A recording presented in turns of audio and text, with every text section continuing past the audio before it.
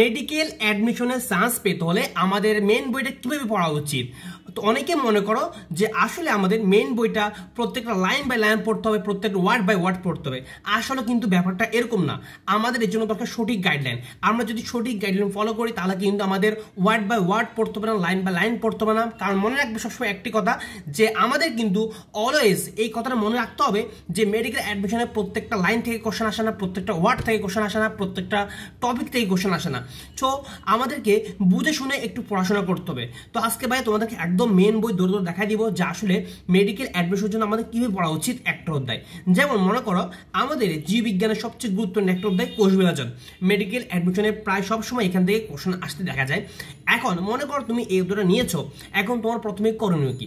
প্রথমে করণীয় হচ্ছে এই অধ্যায়টা সুন্দর করে একবার রিডিং দিয়ে দেওয়া।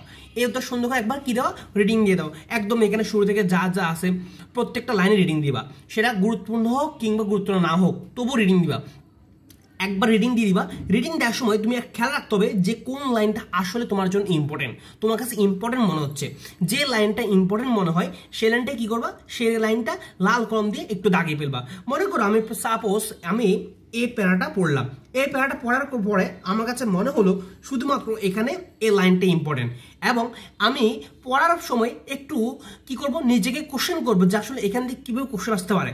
যেমন বলেছে বিজ্ঞানী ওয়াল্টার ফ্লেমিং সামুদ্রিক স্যালামান্ডার কোষে প্রথম কোষ বিভাজন লক্ষ্য করেন। তাহলে এখান থেকে কোশ্চেন আসতে পারে, নিজেকে করতে হবে যে প্রথম কোষ বিভাজন কে লক্ষ্য করেন, তারপরে কোন কোষে লক্ষ্য করেন।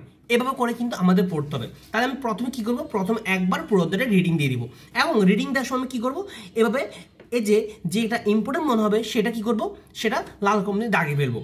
এবং তোমাকে মনে রাখতে হবে অনেক সময় আমাদের পুরো লাইনটা পড়াচ্ছেই কি ওয়ার্ডটা মনে রাখা গুরুত্বপূর্ণ। যেমন ভাই তোমাদেরকে দেখাই, তোমরা অনেকে কি করবা, এই যে আমাদের বিভিন্ন যে দশা রয়েছে বা বিভিন্ন যে পর্যায় রয়েছে, যেমন প্রোপেস, তারপর হচ্ছে তোমার প্রোমেটাপেস, তোমরা কি করো এগুলো একদম লাইন বাই লাইন পড়তে থাকো না। অনেক সময় আমাদের কি ওয়ার্ড মনে রাখতে হবে, কারণ সময় কি ওয়ার্ড থেকে প্রশ্ন আসে। যেমন যদি আমরা এই যে প্রোমেটাপেস থেকে বলি, আমি তো প্রথমে কি করব, একবার রিডিং দিয়ে দিব। রিডিং দেওয়ার সময় আমার কাছে যে লাইনটা ইম্পর্টেন্ট মনে হবে আমি সেই লাইনটা দাগিয়ে ফেলবো। যেমন তুমি যদি এই লাইনটা একটু খেয়াল করো, এই প্যারাটা একটু খেয়াল করো, এখানে সবচেয়ে ইম্পর্টেন্ট টপিক হচ্ছে ক্রোমোজোমীয় নৃত্য। তাহলে আমার কি আসলে এই যে পুরো লাইনটা পড়ার দরকার আছে? পুরো লাইনটা মানে মুখস্থ করা বা মনে রাখার কোনো দরকার নেই।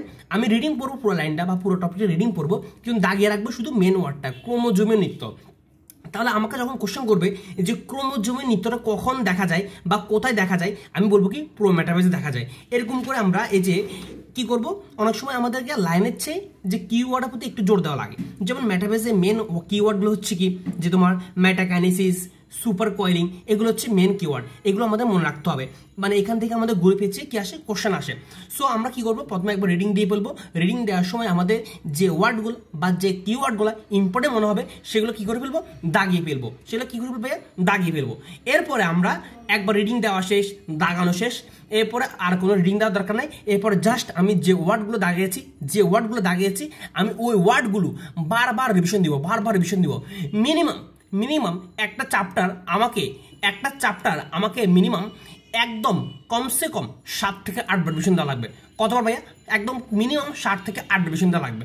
7 থেকে 8 বার রিভিশন দেওয়ার পরে আমি একটানা 7 থেকে 8 বার রিভিশন দিব। 7 থেকে 8 বার রিভিশন দেওয়ার পরে আমি আমার কোশ্চেন ব্যাংকটা হাতে নিব। এখন তোমরা বাইকে বলতে পারো যে ভাইয়া বাজারে তো অনেকগুলো কোশ্চেন ব্যাংক রয়েছে, আমরা কোন কোশ্চেন ব্যাংকটা ফলো করতে পারি? দেখো ভাইয়া মোটামুটি সবগুলো কোশ্চেন ব্যাংকে কিন্তু তোমার একটু ঘাঁটি দেখছি। বাইরের কাছে সবচেয়ে বেস্ট মনে হচ্ছে তোমার রয়্যালের যে কোশ্চেন ব্যাংকটা আছে, এখানে মানে এটা বেস্ট মনে হয়েছে। কারণ এখানে মোটামুটি তোমার ব্যাখ্যাগুলো দেওয়া থাকে। মনে করো 4টা অপশনের মধ্যে একটা অপশন সঠিক, বাকিগুলো কেন সঠিক হলো না, মোটামুটি ব্যাখ্যাগুলো দেওয়া থাকে, প্রত্যেকটা এমসিকিউ ব্যাখ্যা দেওয়া থাকে। তোমরা চাইলে রয়্যাল গাইডটা ফলো করতে পারো। এখন তোমরা ওই রয়্যাল গাইডের বা যে গাইডে ফলো করো না কেন, ওই গাইডের কোশ্চেনগুলো দেখবা যে আসলে তুমি যে পড়ছো এর বাইরে আনকমন কোনো কোশ্চেন আসছে কিনা। ওই কোশ্চেনটা কি করবা, ওই কোশ্চেনটা বইয়ের মধ্যে যদি পাও নতুন কোনো কোশ্চেন, তাহলে বইয়ের মধ্যে অ্যাড করে ফেলবা। এভাবে করে কিন্তু আমাদের আসলে এই যে বইয়ের লাইনগুলো পড়তে হবে। এই জন্য ভাই সবসময় বলি, আমাদের মেডিকেল অ্যাডমিশনের জন্য প্রত্যেকটা লাইন কিন্তু ইম্পর্টেন্ট নাই, প্রত্যেকটা ওয়ার্ড কিন্তু ইম্পর্টেন্ট না। আমাদেরকে বুঝতে হবে যে কোন টপিক থেকে কোশ্চেন আসবে, কোন লাইন থেকে কোশ্চেন আসবে, এবং সবচেয়ে বড় কথা হচ্ছে তুমি কয়বার রিভিশন দিচ্ছ। সবাই কিন্তু পড়াশোনা করে, সবাই কিন্তু বই দেখাবে, সবাই কিন্তু বইটাকে রঙিন করে ফেলবে, কিন্তু সবাই কিন্তু বারবার রিভিশন দিবে না।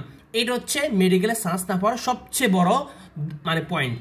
যে বারবার রিভিশন না দেওয়া। তুমি মনে রাখবা যতবার রিভিশন দিবা ততবারে কিন্তু তোমার নতুন করে কিন্তু তোমার মেমোরিতে তথ্যগুলো ঘাটবে। সো এই জন্য ভাই বলি যত বেশি সম্ভব রিভিশন দাও, রিভিশন দাও, রিভিশন দাও। তো এ হচ্ছে কথা। আশা করি তোমরা যদি এভাবে মেন বইটা পড়ো ইনশাল্লাহ কোনো সমস্যা হবে না। আর ভাই তো বললাম প্রথমে একবার কি করবে, প্রথমে একবার হচ্ছে পুরা তোমার অধ্যায়টা রিডিং দিবে, রিডিং দেওয়ার পরে মেন ওয়ার্ডগুলো দাগিয়ে ফেলছো, দাগিয়ে ফেলার পরে 7 থেকে 8 বার কী করবা রিভিশন দিবা। এবার প্রশ্নটা নিয়ে একটু অ্যানালাইসিস করবা বা প্রশ্নটা একটু সলভ করবা।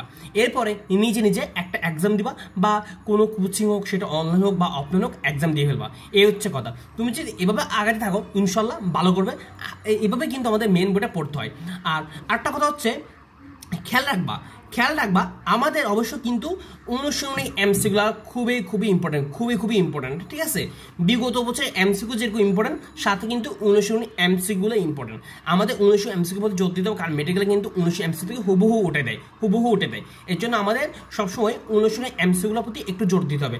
যেমন ভাইয়া যদি বলি আমাদের কেমিস্ট্রি ক্ষেত্রে অনুশীলনী এমসিকিউর জন্য হাজারিন আকসারের বই পড়তে হবে, সাথে হচ্ছে কবির স্যারের বই পড়তে হবে, এবং ফিজিক্সের জন্য হচ্ছে কি ইসাক স্যারের বই প্লাস তপন স্যারের বই পড়তে হবে। তারপরে আমরা এই যে আমাদের জীববিজ্ঞান প্রথম পত্র দ্বিতীয় পত্র কিন্তু দেখবা বইয়ের মধ্যে 1900 এমসিকিউ খুবই কম, 4-5টা এমসিকিউ দেওয়া আছে, এগুলো কিন্তু এনাফ না। এর জন্য আমাদের জীববিজ্ঞান প্রথম পত্রের জন্য মেন বইয়ের পাশাপাশি আজিবুর রহমান স্যারের বই পড়তে হবে, এবং দ্বিতীয় পত্রের জন্য আমাদের যে মেন বইয়ের পাশাপাশি আমাদের পড়তে হবে কি মাজদা ম্যামের বইয়ের এমসিকিউ পড়তে হবে। আমরা যদি এভাবে পড়তে পারি ইনশাল্লাহ আমাদের একটা সিট নিশ্চিত হবে। তো দেখা হচ্ছে পরবর্তী ভিডিওতে। তোমাদের যদি কোনো কোশ্চেন থাকে অবশ্যই বাইকে কমেন্ট বক্সে জানিয়ে দিবে। তো ভালো থাকো, সুস্থ থাকো, আল্লাহ হাফেজ।